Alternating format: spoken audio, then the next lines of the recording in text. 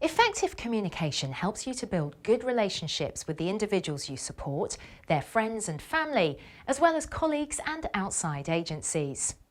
Good communication skills will help you to develop effective working relationships, give and receive information about the care and support you deliver, provide emotional support to the people you work with, and carry out an assessment of an individual's care needs.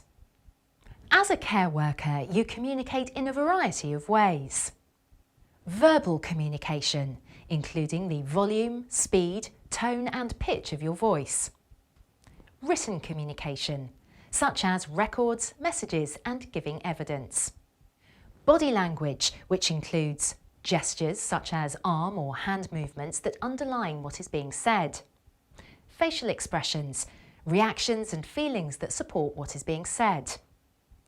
Eye contact is key for showing you are listening and engaged in a conversation.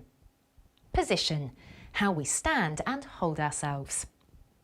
For people with specific communication needs, you may also need to use communication aids, such as sign language, recognised and used across the world, with some variations being specific to certain regions.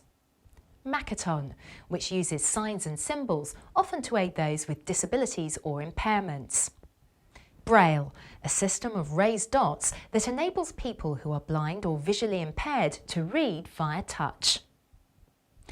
When you are talking with someone, you need to have a variety of skills.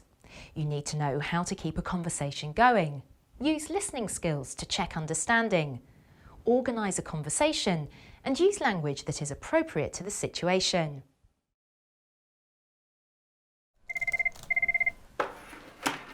Hello, Parkview Care Home. Catherine speaking. How can I help you?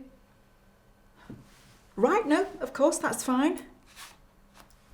I'll just make a note of that. Right, so just to confirm that Mrs. Evans and her daughter will be arriving today at 3 p.m. Right, of course, that's fine. I've made a note of that. And yes, I'll pass this information on to the afternoon staff and we'll make sure that we have a room all ready for her. Without all of these skills, conversations and communication can be difficult. Right, I'm going to start the tea rounds. I'll be back in half an hour. Amanda, could you take Annie her daily paper as you go into the lounge, please? Okay. Thank you. Here's your paper, Annie. Oh, that's not my paper, dear. That's Albert's. Well, I was only doing what I was asked. Oh. This interaction didn't go well. Amanda, the care worker, didn't check which paper to take and was also quite sharp with Annie when she informed her it wasn't the right paper.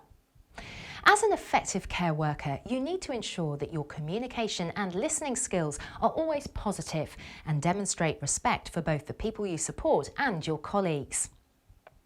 By not checking the information, this simple task has taken Amanda twice as long because she needs to go back for the correct paper.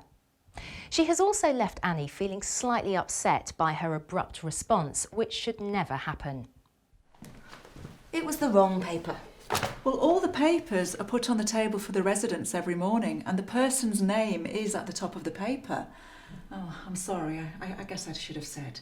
I'll tell you what. I'll go and take this for Annie now, as I'm going to the lounge. Okay. Here we are, Annie, this morning's paper. I can see from the headlines that there are some things about the royal family in the paper today. I know you enjoy reading about royalty. That should be a good read for you today. I shall really enjoy that. Thank you, Catherine. This is an example of Catherine using person-centred communication that values the individual and not just communication in order to complete a task. By mentioning something in the paper that she knows Annie will enjoy, she has made the task of handing her the newspaper a much more positive experience.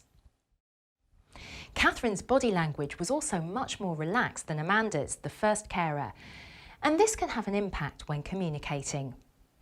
Body language and facial expression is such an important part of communication, and it should not be overlooked.